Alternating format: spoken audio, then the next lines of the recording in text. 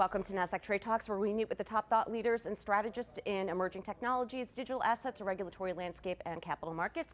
I'm your host, Jill Malandrino, and joining me on the desk at the Nasdaq Market Site is Chris Dearborn, Managing Director on the Nasdaq Market Intelligence Desk. We also have Dr. Preston Cherry back with us. He is the founder and CEO of Concurrent Wealth Management.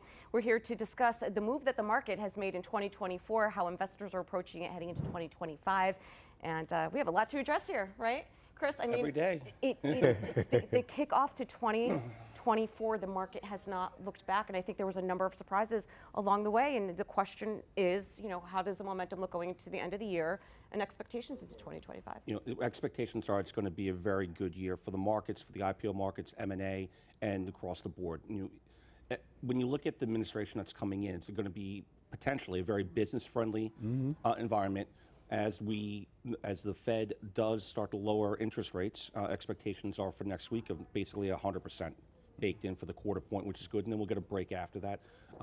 Regulatory environment should be very favorable to the business companies, and of course, the all big tax cut. That's a big one that could add 4 to 5% to the S&P 500 companies alone, depending on how well they do. The wild card, however, will be the tariffs. So if you line all that up, in the immediate, it's good for earnings for most companies in the U.S., it's good for consumers in the U.S. because you're going to have that wealth effect as the market continues to move up. Those who have will keep feeling it and spending it. And then for investable items, even though interest rates are coming down in the CPI. Well, but they're coming down at a slower rate. They expected over 2 years than. Right. I mean, you're looking at 3.7-ish by the end of next year, give or take. Another 3 cuts over this year. So you're not going to get the 5.25, 5.5% on the nominal rate, terminal rate. So when you look at that, people are going to start to invest back into stocks. And after the election, money's got put to work right away. Inflows were, according to the Bank of America data that we saw, was very, very strong, and some of the other banks have kind of corroborated that as well. So, it's all in. Yeah. So it's all in. Yeah. Well, Preston, I want to talk about tariffs for a moment here, because you want to think about how the upward pressure on prices could trickle down to the consumer. The consumer, it's been really hard, Chris, we talk about this all the time, it's been hard to bet against the consumer in 2024, regardless of credit card debt and so forth. But I think the question is, how will that impact inflation and how will that impact the consumer? Well, funny as you say trickle down effect, because that's a political term. And tariffs make sense politically, but they don't make sense for prices. And so once people start digesting that a little bit, we don't need a tariff war or trade war. I think that's more, bluster a little bit. So it's more of a negotiation tool. I mean, business, making business deals. But once that gets off the table, hopefully the consumers are starting to look for. They're looking for confidence. They're looking for direction. I mean, and right now we haven't had the presidential address yet. I think that's when we start seeing some real direction of where we're going with some of these ideals. President Trump said he's not going to replace the Fed chair, so that's a good start. So most of the consumer spending and investing and all that is based on sentiment. It's highly emotional. Right. You know what's interesting though? President Trump's first administration, he's had 4 years in between to gain some experience. Everyone expected that volatility from the start as well. S&P was trading 3 to 5 handles every day up until December 2018, that month when we started talking about the tariffs. So for all intents and purposes, it wasn't quite as volatile. Again, one administration is, not a trend make, but I think that's something to consider as well. Preston, what are you hearing from clients? Because the election is over, it's a discernible result, the piece of uncertainty is removed. Are they feeling good about going to 2025? Well, they want to see. I mean, consumer sentiment, I think the Michigan index is up at its highest from 22 lows, and it's consistently growing month after month. So that means that sentiment is there. There's a lot of resilience in consumers and households. That said, the employment rate has been steady. Savings balance sheets at households, they're pretty flush right now. So there hasn't been that much of headwinds, so to speak. But if we get any headwinds like trade, tariffs, or people are waiting to buy houses, that's what I'm here for. Right. People are sitting on the sidelines waiting to get houses and take some monies out of those CDs and everything like that, right? Price of eggs are still at, people like scrambled eggs, right? So prices people are anchored in lower prices, although prices have been coming down. They've been coming down from tops, so people have that anchoring in pricing. They're still thinking about 2019 and what pre-COVID looked like. So Yes. even though inflation's down, Chris, it's still 25% over 3.5 years. Yes. Right. You just look at what you're going to. The interesting part of that, though, is that the wage growth has continued to move. That helped that with that wealth effect. Not that it's been keeping pace, but for the most part, it has with the inflation on the rise up. So that makes people able to afford the higher prices. They don't feel good about it. A dozen large eggs, if we're going to use that example, 4 years ago, was $1.69. I walked into Costco the other day. They had the 2 dozen, the package with the 2 18 packs. Yes, I like that. $12. How many eggs are you people eating? Why is this such a big part of the I conversation? buy it like that too. I got a family of 5. I got to feed them. You have to buy them at keep hearing Costco. about eggs, I got a like, 6'5" son. He'll eat 6 eggs in one sitting. That is true, but it seems like to be eggs and the price of chicken is like the anchor at all of these conversations. And I know, of course, that it's widely used within households. But Chris, on the market intelligence desk, you are talking to Nasdaq listed issuers, our companies every day, particularly in the consumer sector. Is there a trend that you can discern that you're hearing from management as it relates to the consumer, or any other issues that they're looking at? There's been a lot going on there in different sectors. So I cover not only retail, but also the restaurants and staples. So when you look at all 3 different buckets, retail has always been very interesting, especially with the Black Friday, Cyber Monday deals. Online sales, according to the Adobe numbers, were fantastic, north of 40 billion. Online presence, more people bought items with their phones this year than not. So people are spending, and the average spend is also up. However, the items that they're buying for companies are not really the chutskis that they would have to be a filler gift. They're buying meaningful, useful gifts for people, which costs a little bit more, and the inflation has ticked up from there. So where are they taking that away from? Restaurants are being hurt. Some restaurants are doing fantastic, so it's the have and the have-nots. You look at some of the destination restaurants like Dave & Buster's, one of my clients, they lowering comps, they got hurt a little bit today, but then Cheesecake Factory is coming out and they're trading at all-time highs. So the companies that are offering the value that people want, when they're taking away that money from spend for that one specific nice item that they're doing, or their trade down is either they're going to a restaurant that has multiple choices at a reasonable price as opposed to a destination restaurant. And then that's what's part of the problem is. But on the staples side, a couple of companies that we don't cover here, Walmart and Target, direct opposites of everything. And I think that's because of the mix that they have there, but also the online capability of Walmart. And then we get Costco numbers, which we do cover here on Thursdays, which can be very interesting. Again, trading at all-time highs. Yeah, especially after I do my shopping trip this weekend. Especially for eggs. It's interesting, Preston. I wonder if the location of some of these restaurants is also part of that calculus, depending on if you are a traditional brick and mortar mall versus a multi-use area, right? I mean, you could have residential, outdoor shopping, restaurants, gyms. It's more of a lifestyle destination versus a shopping destination. It is, and people are they're still spending, and so that said, I think folks are still wanting to get outside, get in the air, buy cars.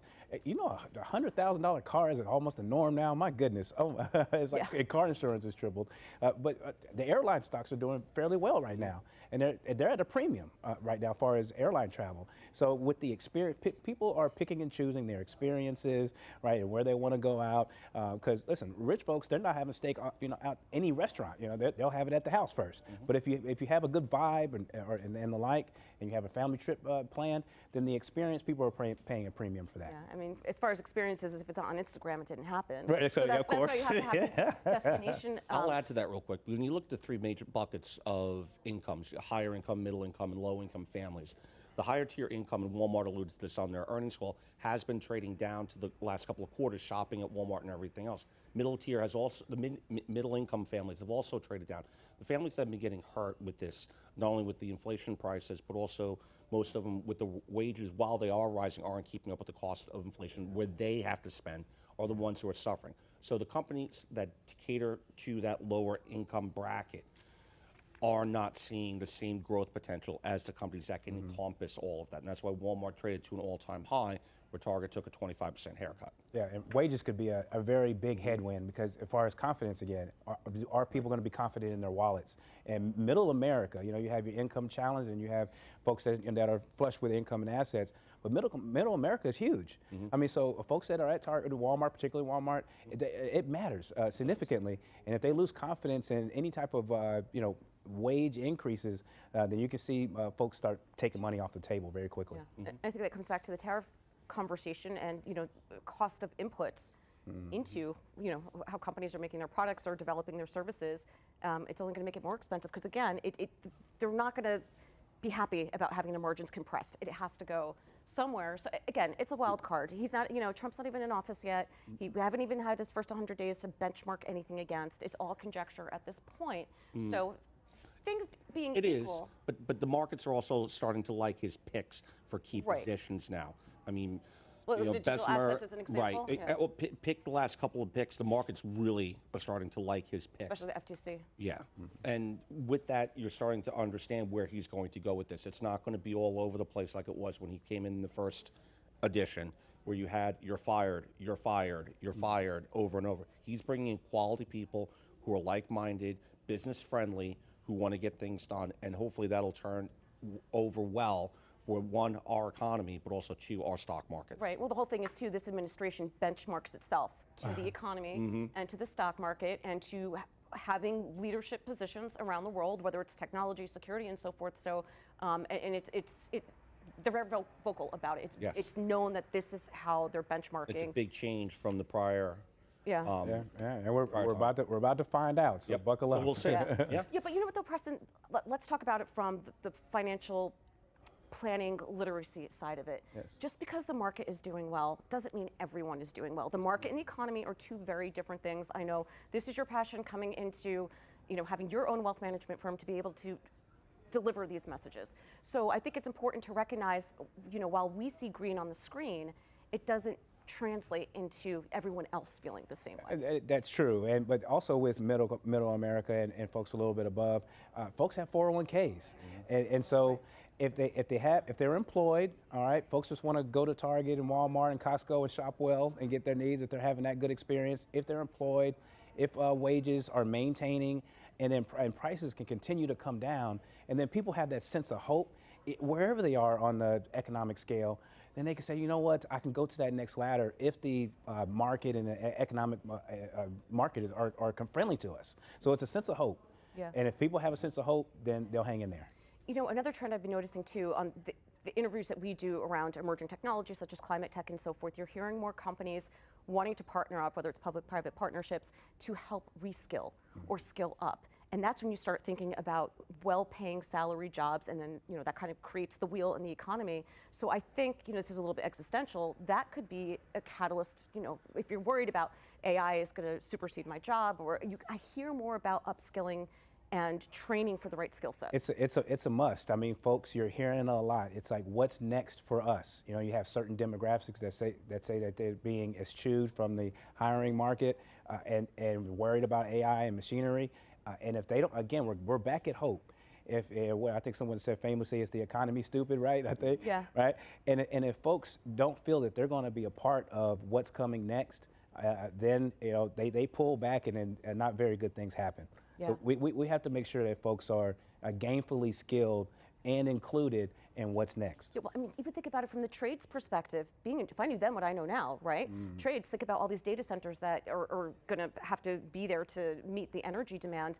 HVAC, electricity, plumbing. So it's not like you just have to be in the STEM fields. I mean, engineering, construction, the trades, Chris. I mean, these are all well-paying jobs that go back into the community and the local economies. And what also is interesting is when we started before talking about employment, right?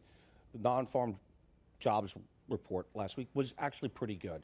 And it was a little bit better than expected. The unemployment rate did tick up a little bit. The number of folks who were employed did tick down a little bit. So what you're looking at there is if some of these future promises come through, and some people do start to get deported who take those STEM jobs, and others, will there be people in the U.S. who are citizens willing to take those jobs? There should be, because they do pay well, right? The question is, will they? They're available all the time. I mean, my plumber,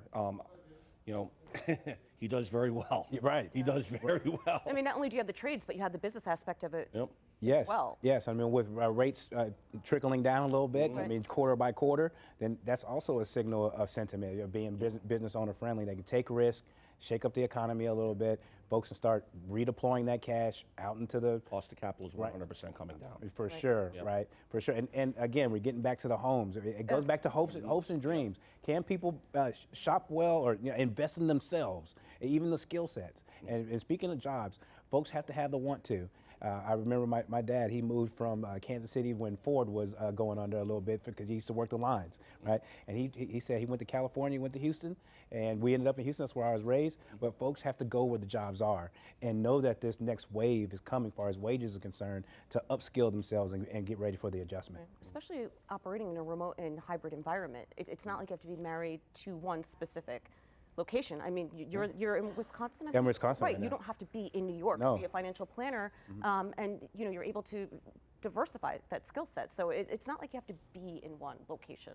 Right. It's a little bit friendlier now, as far as folks having that remote work. Right. And although businesses are starting to call people back in a little bit, but that's forever changed, as far as the working environment, as far as the location now. It's location neutral, and folks can get out there and get that gig economy, get some of these trades, all of this, so people can feel included and have some money in their pocket. Yeah, well, it's great. It's great for diversity of experience. It only makes it better for the consumer. All right, guys, appreciate the insight.